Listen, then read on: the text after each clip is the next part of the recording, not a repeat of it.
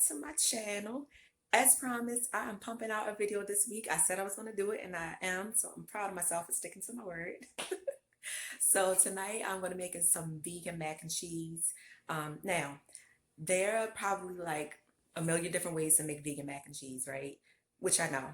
And I've tried like probably not a million of them, but I've tried a couple different ways since I've been learning this new way of eating and cooking and just getting better with, how I prepare things. And I would say this recipe that I'm doing tonight, I've been making it this way probably for about the last year. So for a while. So this is my top favorite way. And my kids love this version. If you love coconut, you're gonna love this. Well, let me take that back. I'm just gonna let you watch the video. So no more rambling on. Let's just jump straight into this recipe. All right, let's do this. Okay, so the first thing we're gonna do is make our cheese sauce. So we've got a pan here that will be large enough to hold our coconut milk, which is gonna be the base of our cheese sauce. Now you can use whatever kind of coconut milk you want. Just be sure not to use coconut cream. There is a difference, trust me.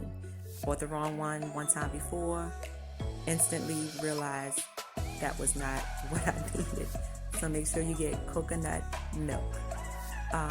So then the next thing we're going to do is add some seasonings. Here I'm adding some adobe, I never know how to say that, which is equivalent to salt, and then some onion powder and some garlic powder. That Saison packet, I know I showed it really quick, but that is really, really important. This is what's going to give your cheese sauce that yellow cheesy color, and it's also adding some extra flavor. So you can omit this part, but I wouldn't advise it if you want to follow the recipe that I'm doing, because you will taste the difference. Again, it's more for the color, but also for the flavor. Then here I'm just going to use some tapioca starch. Now I got this from a local Asian market. They have them at all Asian markets.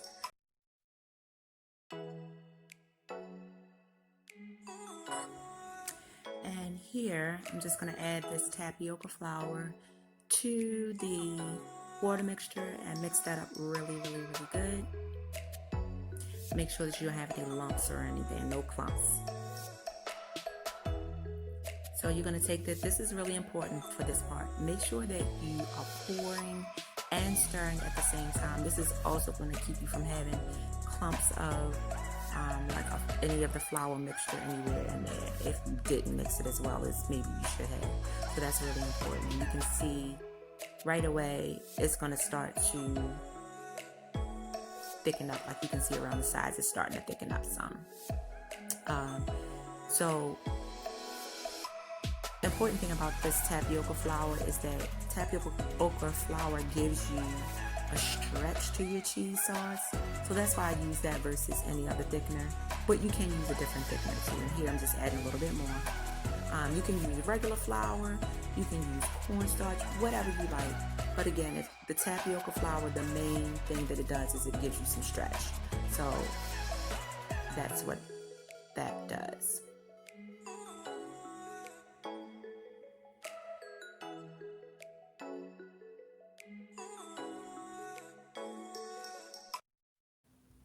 And here I'm just using a spoon just to show you, so you can get a better view of how the cheese is thickened up. And oh man, that looks like liquid gold, don't it? So good. So I'm just going to continue to stir that, and then I'm going to set that aside once it is thicker, as thick as I want it to be. And also once you take it off the heat, it's going to thicken up a little bit more anyway, so don't worry about it if it still seems like it's a little bit too thin.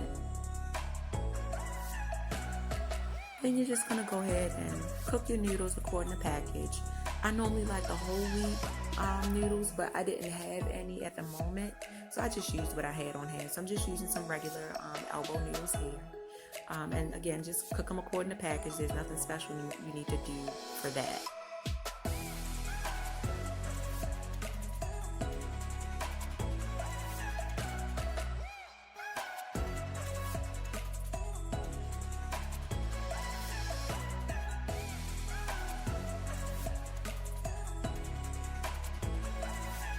and those are done. So now I'm just going to transfer it into a bowl.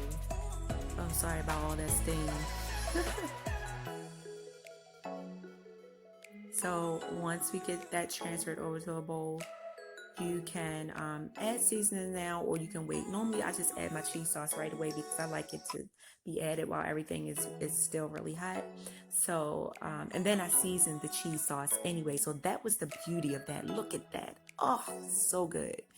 The beauty of seasoning the coconut milk is that you don't have to add a whole lot of seasoning to your macaroni and cheese afterwards.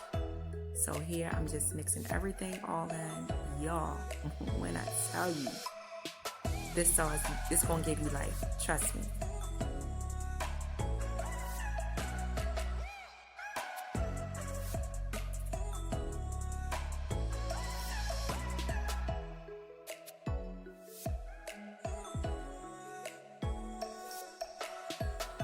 So I also like to add a little bit of butter to this, even though there's it's a good amount of fat from the coconut milk in there. I still add just a teeny bit of butter, and I'm adding a little bit more of the adobo, not adobe. That's what I was adding in the beginning. That was equivalent to the salt seasoning. So I just add that. I also add some smoked paprika. This is one of my favorite seasonings. I feel like I put this on everything. I'm so obsessed with it. So I just want to sprinkle a little bit on there, not too much, not gonna go overboard. And I just love the flavor that gives it. If you don't like smoked paprika, that part is definitely optional. That's just my preference.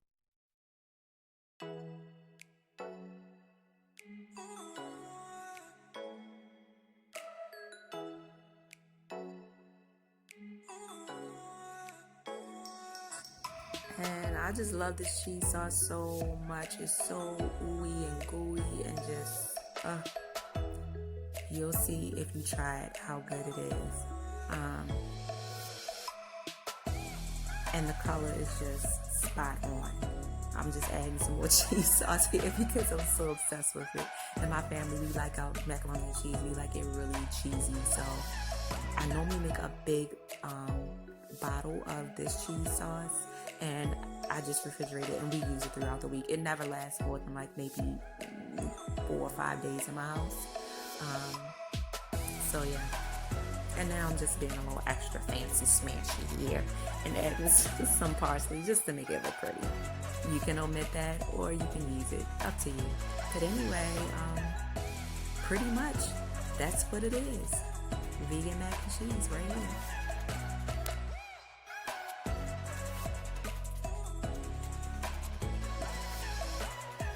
And there it is, all plated up. Ooey gooey goodness. This will also do well if you wanted to add some vegan cheese to this and then pop it in the oven. But there you have it, my version of vegan mac and cheese. I hope you enjoyed this video. I hope you try the recipe because I'm telling you, I wouldn't steer you wrong. It's really, really, really good. I'll see you in the next one then. Bye.